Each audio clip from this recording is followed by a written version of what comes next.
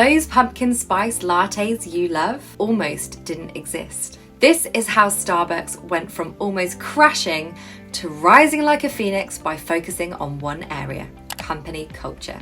For Starbucks, the shift to its emphasis on culture came at a time when the business almost disappeared.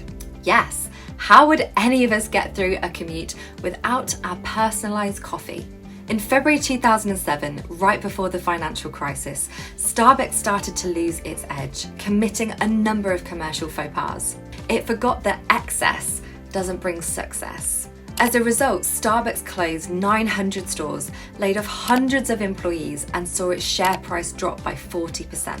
After exiting Starbucks, CEO and Chairman Howard Schultz returned to the company in 2008 to try and steer it back into clear waters. Schultz immediately identified a number of poor decisions which had been made. These were even leaked in an email.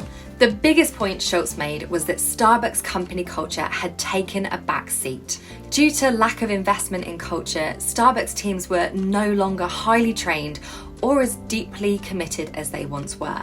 As CEO, Howard Schultz's first act on returning to Starbucks was to reignite the company culture, enabling the coffee chain to not only survive a near-death experience, but giving it the worldwide domination it has secured today. Now, there is no such thing as a perfect culture, but there are always lessons we can learn. As we can see, there's no magic coffee beans involved at Starbucks.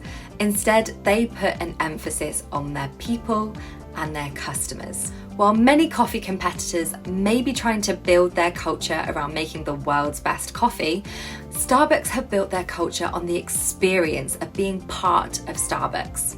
At Starbucks, the company culture is very much a culture of belonging, inclusion, and diversity. These aspects are even present in its actions and behaviours as an organisation, from the way they serve customers, right the way to how the business employs its team. Here's a few examples.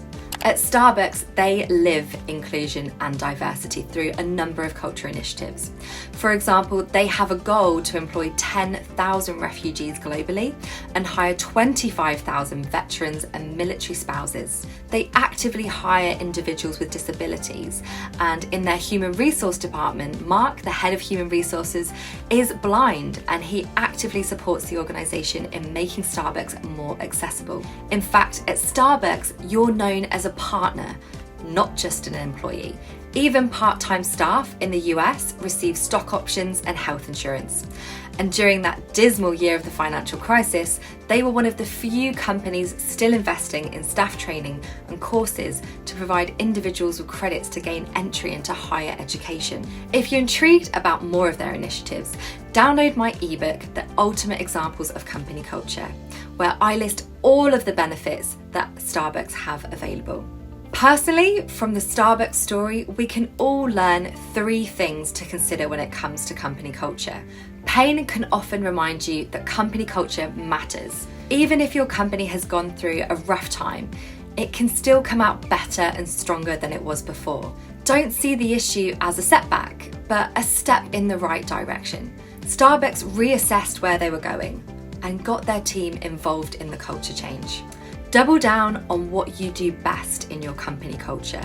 Rather than trying to fix the negative aspects straight away in their company culture, Starbucks looked at what they were great at and turned the dial up on that area first. You should identify your positive attributes in your company culture first and accelerate these. Then work on those bigger problems later on, as these will take longer to fix.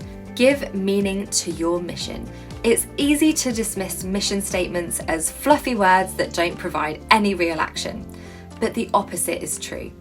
A strong mission statement should make your team feel something. It should give them a sense of purpose in their role and help them understand how they are acting towards that big goal. It also creates connections between team members and towards customers. Starbucks may sell coffee, but they've also created a company culture that has enabled them to become the biggest coffee chain in the world. Global domination doesn't just come from what you sell, it comes from the community you build around it. If you want to learn more about company culture, then you might be interested in these other videos here. And don't forget to like this video and subscribe to the channel so you don't miss out on future videos.